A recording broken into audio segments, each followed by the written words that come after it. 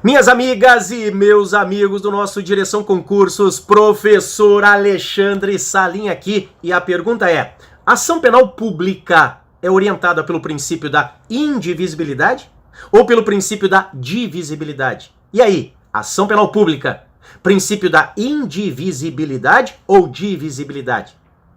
Vamos conversar sobre isso? A nossa dica de hoje, dentro do processo penal, envolve a ação penal. Lembrando que a ação penal pode ser pública ou privada. Há crimes que são processados por ação penal pública e há crimes que são processados por ação penal privada.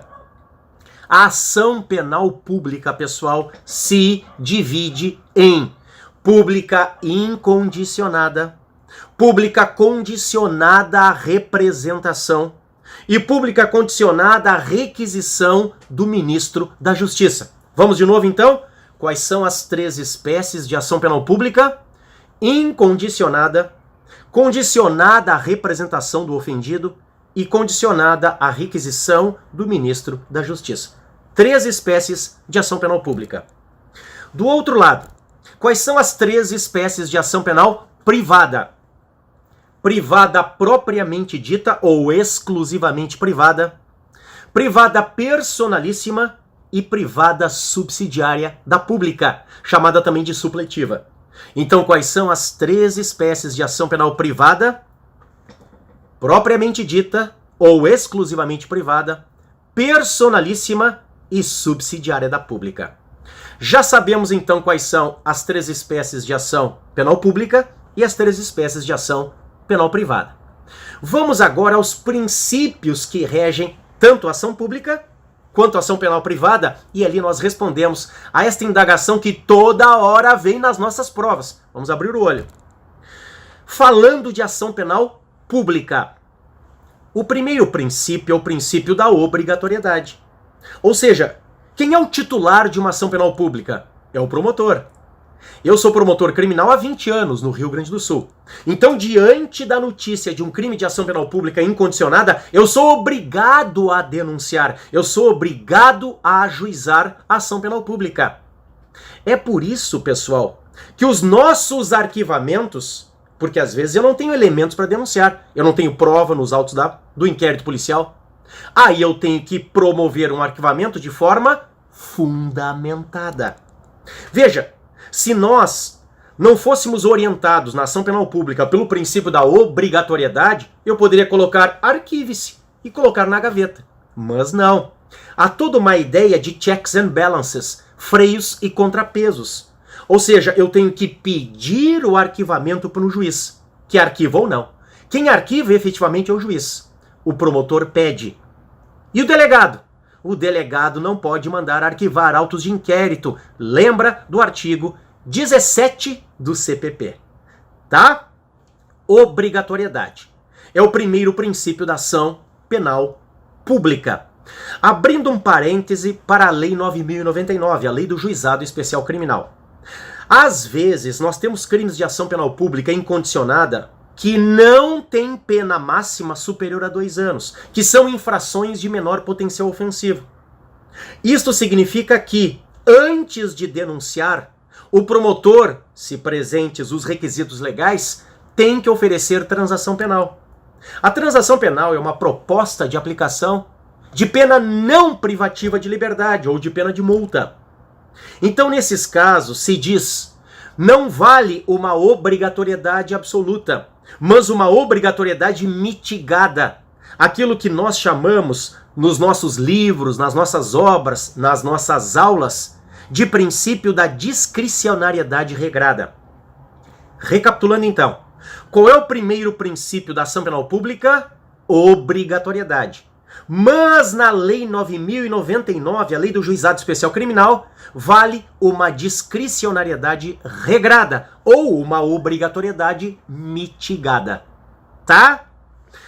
Segundo princípio da ação penal pública, é o princípio, e é uma consequência do primeiro, da indisponibilidade. Claro, pessoal, porque vejam só, se o promotor está obrigado a denunciar um crime de ação penal pública incondicionada, uma vez ajuizando a ação penal pública, não pode dela desistir. É uma consequência do primeiro princípio. A indisponibilidade da ação pública está expressa no artigo 42 do CPP. Leia depois o 42 CPP. Indisponibilidade da ação pública. Recapitulando, ação pública: 1. Obrigatoriedade. 2. Indisponibilidade. 3. Divisibilidade. Olha a pergunta que eu fiz ao início. Ação pública é orientada pela divisibilidade. Nós, promotoras e promotores, não estamos obrigados a denunciar todas as pessoas que vêm no inquérito policial, ainda que todas elas tenham sido indiciadas pelo delegado. Pode ser, inclusive, uma questão estratégica. Pode ser que vamos lá, por exemplo, 5 indiciados, eu denuncie 4 e peça mais provas sobre aquele 5º. Eu posso aditar a minha denúncia posteriormente. Está expresso no artigo 569 do CPP. Ou eu posso oferecer uma nova denúncia. Para mim, promotor, então para nós titulares da ação pública, vale a divisibilidade. O promotor não está obrigado a denunciar todas as pessoas que constam no inquérito policial. Tá? Do outro lado, ação penal privada. Nós temos exatamente princípios que são opostos àqueles 3 da ação penal pública: obrigatoriedade, indisponibilidade e divisibilidade, né? Na ação pública. Na ação penal privada, oportunidade ou conveniência, disponibilidade e indivisibilidade. Vamos falar sobre cada um deles. Primeiro princípio da ação penal privada. Aliás, quem é o titular da ação penal privada? Porque o titular da ação penal pública é o promotor. É o Ministério Público. E quem é o titular da ação penal privada? É o querelante. O querelante, pessoal, é a vítima, tá? É o titular da ação penal privada. O primeiro princípio da ação penal privada é a oportunidade ou conveniência. Veja, é exatamente o oposto da obrigatoriedade da ação pública. Enquanto o promotor está obrigado a denunciar um crime de ação penal pública, o querelante não está obrigado a ajuizar a queixa-crime. Ele ajuiza se quiser. Então vejam, para o querelante, para a ação penal privada, vale uma oportunidade ou conveniência. Segundo princípio, o princípio da disponibilidade. É o oposto. É exatamente o oposto lá da ação penal pública. O que diz na ação penal pública o artigo 42 do CPP? A ação penal pública é indisponível. Então, indisponibilidade da ação pública, mas disponibilidade da ação privada. É uma consequência da oportunidade ou conveniência. Se o querelante, o autor da queixa-crime da ação penal privada, não está obrigado a ajuizar a ação penal privada, uma vez ajuizando, pode desistir dela. Disponibilidade da ação privada. E o terceiro princípio da ação penal privada é a indivisibilidade.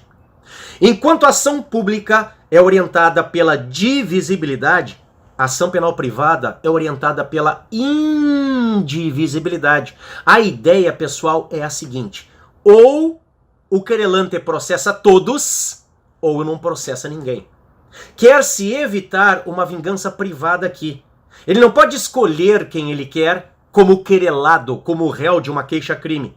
Ou ele processa todos, ou não processa ninguém. É o que está no artigo 48 do CPP. Então vejam, se o delegado, em crime de ação penal privada, indicia, 3 pessoas, e o querelante só processa 2, é como se ele estivesse renunciando tacitamente em relação à terceira. E a renúncia se estende a todos, diz o CPP.